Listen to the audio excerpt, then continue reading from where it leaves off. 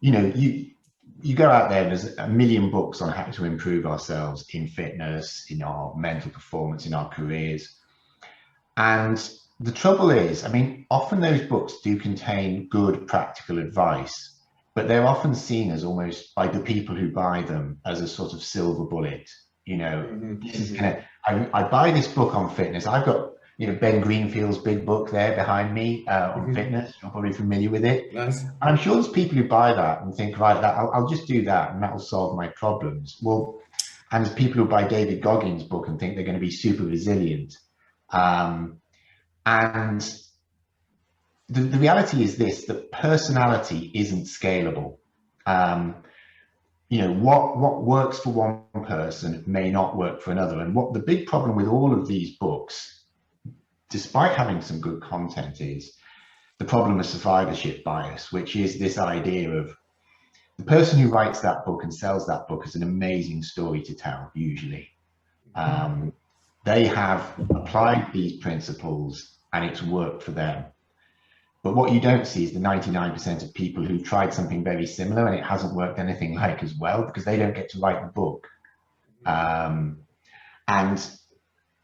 this is where the personal touch is so important, to understand what it is which is blocking this individual. Sure. And so for example, I mean, transferring across, I get a lot of clients who come to me and they say, right, I want to be professional. I've got these aspirations to be at the top of my profession. How do I get there?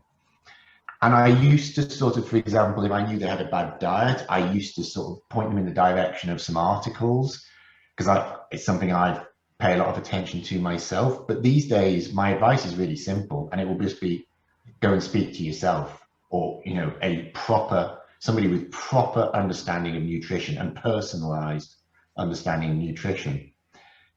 Likewise, I would say, if somebody says, look, I've got a real problem with my mindset, don't go and buy 5 books on mindset.